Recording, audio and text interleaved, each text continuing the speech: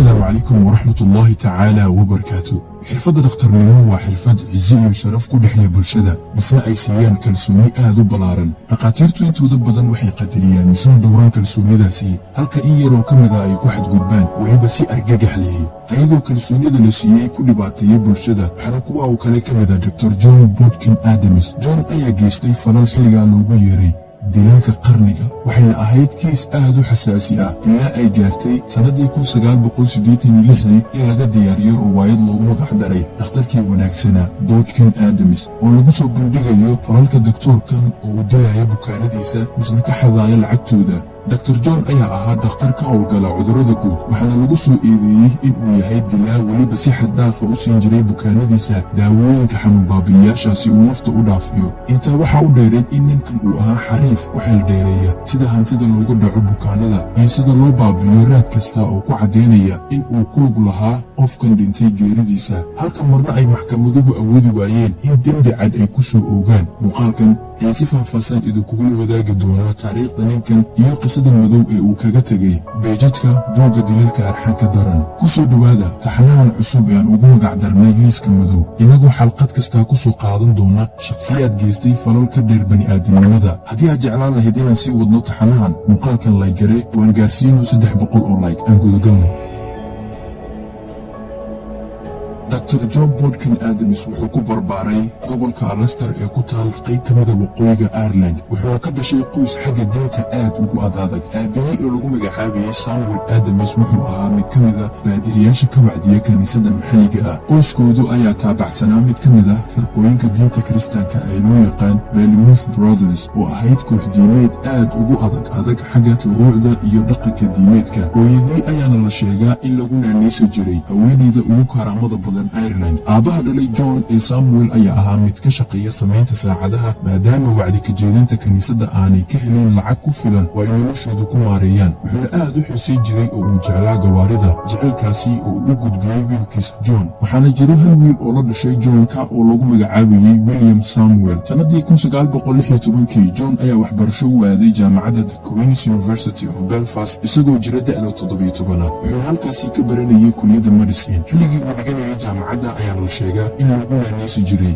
lone wolf yaga keliga ah maadaama inta badan uu ahaa qof keli ah oo aanu lahayn saaxiibo badan. intii uu ku guda jiray daraasadiisa waxbarasho khaasatan sanadii 1918 ayaa qoyskiisii soo wajahday masiibo arrin argagax yahay kadib geeridii ku timid walaalkii ka yar ee William uu ku dhintay xanuunkii safmareenka ahaa ee Spanish flu oo sanadaasi ku habsaday reer Yurub. taa oo sababtay in John uu isaga laftirkii xanuunsado stress iyo buuq uu ku furmo iyagoo qasabtay in uu seego hal sano oo daraasadii ka mid ah isagoo ugu dambeyn ka qalin jibiyey jaamacadda sanadii 1921 hal sano kadib xilligii loogu talagalay inuu ka baxo jaamacadda. sanad ayuu ku qaatay isagoo kalkaaliye ahaan ugu shaqaynayay mid ka mid ah dhaktarada ka howlgelayay isbitaalka Bristol Royal Infirmary. sanad kadib wuxuu fursad u helay in loo soo bandhigo qoli Kiristiyaan ah oo raadinaysay shakhsi xagga diinta ku wanaagsan oo ay ka shaqaalaysiiyeen isbitaalkooda. maadaama ninkan uu ka soo jeeday reer diimeed ayaa saaciday arrinkan oo shaqadii ayaa loo qaatay isagoo ka howlgelayay isbitaalka cudurrada guud ee ku yaal magaalada Esterbron magaalo ku taal xeebta koonfureed ee England. isbitaalkan ayaa ahaa meel ay inta badan daryeel caafimaad u soo raadsadaan waayeelada gaboobay khaasatan haweenka. goobtan ayaana noqon doonta halka Dr. John Bodkin Adams uu ka samayn doono hantidiisa.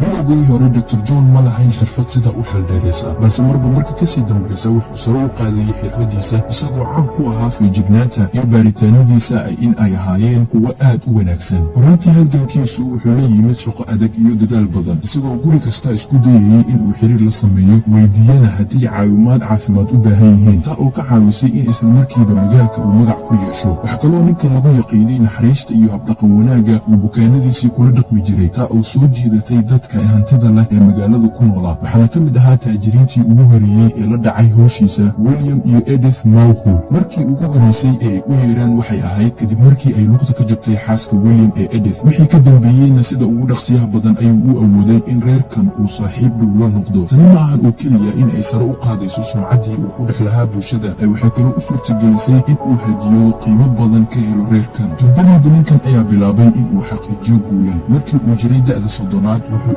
iibsaday guri villa ah oo qiimaheedu gaarayay 3,000 oo pound oo xilligan u dhiganta 130,000 oo pound. lacagta tan ee uu ku soo iibsaday ayaana qayb badan oo ka mid ah uu ka soo deynsaday shakhsi ka mid ah bukaanadii rukunka u ahaa. intii reerdhineedna asaga ayaa jeebkiisii kaga darsaday. durbadiiba magaalka waxaa ka dhex qarxay warar xan ah oo lagu andaceynayo Dr. John. wararka uu sheegayay in Dr. John uu ka faa'iidaysto carmalada waayeelada ah ee lacagta haysta, isagoo weliba kaga macaashaya hantidooda hadallada qurxoon ee uu qalbigoodii ku sixiro. wuxuuna biloobay in si xad dhaafa uu u siiyo bukaanadiisa waayeelada ah daawooyinka xanuun baabi'iyaasha ahi, isagoo la sheegay in marka uu la kulmayo bukaanadiisa qaaska ah uu xitaa qolka ka saari jiray kalkaaliyaashiisa. wuxuu kaloo bukaanada u sheegi jiray in ay rabaan qaliimo, kuwa oo sida xaqiiqda ah aynan u baahnayn, weliba haddana qaali ah. sidoo kale maadaama inta badan uu la macaamili jiray shakhsiyaad waayeele ah oo geerida qarka u saarnaa, wuxuu isku dayi jiray in uu ka dhaadhiciyo in hantidooda qayb ka mida ay sadaqaystaan oo ay ajar ku raadsadaan, isagoo haddana u sheegi jiray in maadaama lacagaha sadaqooyinka loo aruuriyo intooda badan la khiyaamo oo dadka aruuriya ay kala qaybsadaan, beddelkeed ay isaga u qoraan hantida, misna uu isaga bixin doono howlo wanaagsanna ku qaban doono.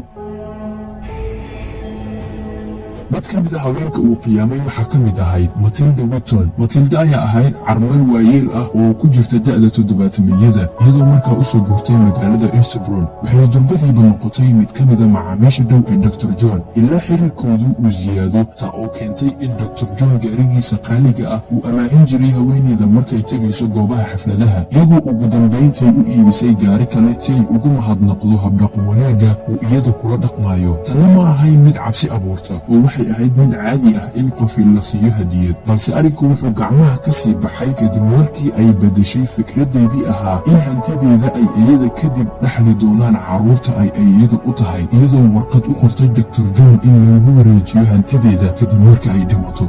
xilligan ayayna ahayd markii ay shaqaalihii hoteelka ay degneed walaac ka muujiyeen in Dr. John uu haweenadan uu siiyo daawooyin khatar ah, maadaama inta badan marka Dr. John uu ka tago ay arkaan inaanay lahayn tabar ay xitaa ku socoto. wax yar kadib Matilda ayaa geeriyootay bishii May 1935. hantideeda oo dhanna waxaa dhaxlay Dr. John, inkastoo carruurteedii ay isku dayeen in ay handadaad kagala wareegaan, balse maxkamadii ayaa u xugmisay ninkan in hantida la siiyo. buuqa ka dhashay dhacdadan ayaa waxay badbaadisay nolosha Agnes Bay oo iyaduna ahayd haweeney waayeel ahayd, iyadoo qoyskeeda ay in badan ka welweleen xaaladan ay ku sugan tahay, ayagoo ugu dambeyn u geeyey dhakhtar kale. kadib markuu dhakhtarkii kale ku sameeyey baaritaano badan sida haweeneydan loo hayo, wuxuu waayey cudur haweeneydan haya misna qasbaya in la siiyo xajmiga iyo nooca daawooyinka uu Dr. John siinayay. sidii ayuuna kula wareegay daryeelkeeda, ayadoo la sheegay in dhowr bil kadib marka uu la tacaaliyay xaaladeeda ay caafimaadkeeda dib u soo ceshatay, iyadoo ugu dambayna ku soo laabatay xaaladeedii hore. haweenka uu ninkan gaaday waxaa kaloo ka mid ah haweeneydii taajirada ahayd ee Edith. kadib markii uu geeriyooday ninkeeda, haweeneydan ayaa xanuuno badan wajahday, maadaama dhakhtarkeedii qaaska uu ahaa Dr. John, isaga ayaa la wareegay xaaladeeda, wuxuuna biloobay in daawooyin bilaa micno ah uu ku qarqiyo, ilaa haweeneydan ay awoodi weyso daawo la'aan inay wax qabsato oo balwad ayay u noqdeen. intii ay bukaanka ahayd bay waxay marar badan hanti siisay Dr. John, sida mar in ay siisay gaarigeeda qaaliga ah ee Royal Royce iyo mid ka mid ah armaajooyinka qaaliga ah ee guriga u yiilay, balse ugu dambeyn waxaa la sheegay in khilaaf uu soo dhex kala galay ayada iyo Dr. John, sidaasna ay ku joojisay in ay wax kale u hadiyeyso. tirada guud ee haweenka lagu soo eedeeyey in Dr. John uu dilay ayaa ahayd 400 oo haween sanadii 1956, taa oo booliiska siisay sabab cad oo ninkan ay xabsiga ku dhigi karaan. marka maxkamadda ay wareysiyo ka qaaday kuwo ka mid ah kalkaaliyaashii, waxay u sheegeen in aanu u ogolaan jirin in qolka ay soo galaan marka uu shakhsiyaadka dhow daawooyinka siinayo. mid ka mid ah kalkaaliyaashii u dhowaa ayaa tiri, mar ayaan sikadiisa kula kulmay Edith oo daawooyin xad dhaafa lagu qarqinayo, waxaana kaga digay oo aan ku yidhi ka jooji Edith Morrell daawooyinka xad dhaafka ee aad siinayso, maadaama aad u jeedo in ay dhibaato u geysanayso. maxkamaddii ayaa qaadatay 17 beri, iyadoo ay ahayd kiiskii dembidil ee ugu muddada dheeraa taariikhda Ingiriiska. maalin ka mid ahna Dr. John iskuma uusan dayin in uu yidhaahdo dembi ma lihid, oo afkii ayuu isku haystay.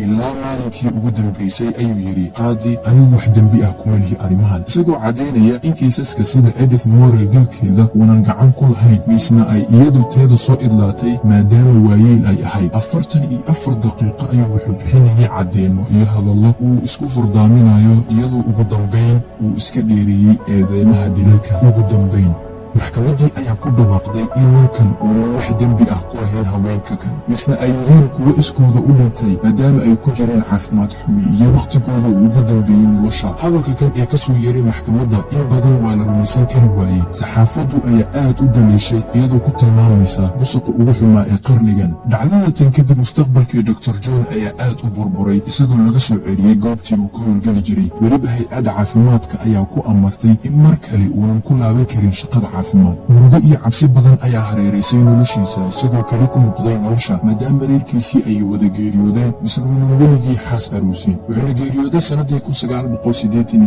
kadib markii uu ka soo dhacay meel misna uu ka jabay dhabarka. halkan waxaa ku xirmay taariikhda digtoorkii ku canbaxay dalka bukaanadiisa si uu taajir uga noqdo hantidooda. mas leedahay ninkan wuxuu u qalmay in maxkamaddu ay amarto in nafta la dhaafiyo isla markii maxkamadda la saarayay, ama waxaad leedahay dhibaatada dambe uu maray ayaaba ku habbooneed ciqaabtii u qalantayna wuu helay. igula wadaag fikirkaaga kumentiga hoose, waa jeclaan lahaa inaan maqlo ra'yigiina. halkan ayaan kaga baxayaa muuqaalkan. waa inagii inta aan ku kulmayno muuqaalka kan xiga ha ilaawinayna muuqaalkan la garisan lana wadaagtaan asxaabtiina. wasalaamu calaykum waraxmatullaahi wabarakaatu. amaana allah.